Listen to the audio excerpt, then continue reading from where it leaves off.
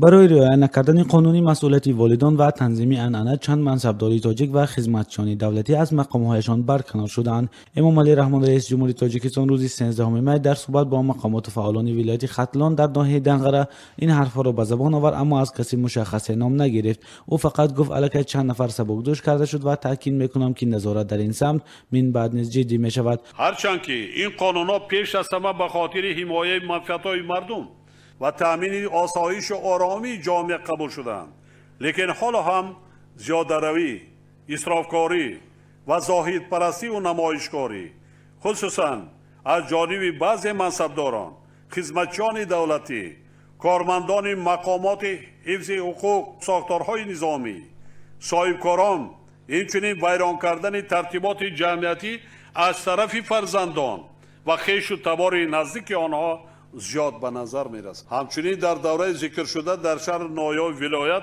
دایر به ویران کردن طلبات قانون درباره مسئولیت پدر و مادر در تعلیم و تربیت فرزند قریب 9,500 پرونده حقوق ویرانکنی ماموری ترتیب داده شده است. 9,500 طلبه را به مکتب رفتن نگذاشتند. این خرافات، این افراطگرایی، مخصوصا دخترکانی که باید تحصیل کنند.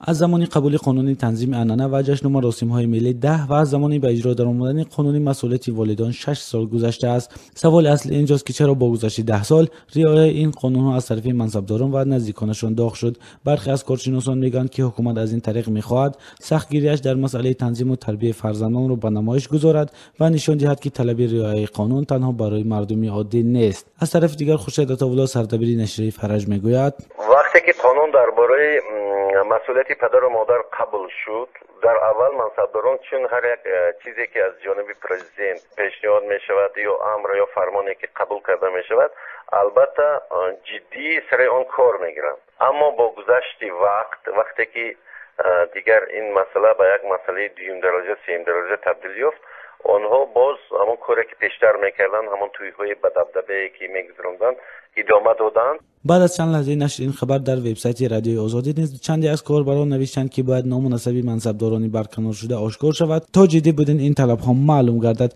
رئیس جمهوری تاجیکستان در صحبت روز شنبه‌اش با مقامات فعالان ختنان از ویران شدن این ترتیبات جمعیتی از طرف فرزندان و خویش و تبار نزدیکان منصبداران تاجیک نیز نگرانی کرد. او در این باره در یک جلسه حکومت در روز 27 اپریل نیز تاکید کرد و گفته بود که برخی آنها با ماشین به دانشگاه‌ها رفته و قاعده حرکت در راه‌ها را ویران می‌کنند. به دنبال انتقاد رئیس جمهور هفته گذشته وزارت امور داخلی تاجیکستان در یک اقدام غیر مقرری نامی بیش از 300 دانشجو را نشر کرد که هنگام رانندگی قاعده‌های راه را رعایت نکردند و یا برای چنین قانون‌شکنی تنبیه گرفتند. در این فهرست نام و نسب کامل دانشجو، جای تحصیلش را نوشته و گفتند که این دانشجو در 4 ماه گذشته با автомاشین‌های شخصی به مکاتب عالی آمده و قاعده‌های حرکت در راه را ویران کردند. ولی برخی از دانشجویان گفتند که در این معرکه 4 ماه بیش از سری دانشجویان میان حال شکسته، پیوندان مقامداران باز هم از آب خشک خواهند برآمد. آنها میگویند دانشجوی میان حال به اساساً برای آن با ماشین به دانشگاه میرود که بعد از ادای درس مسافر کشانی کرده برای روزگذرانی خود و خانواده پول کار کند.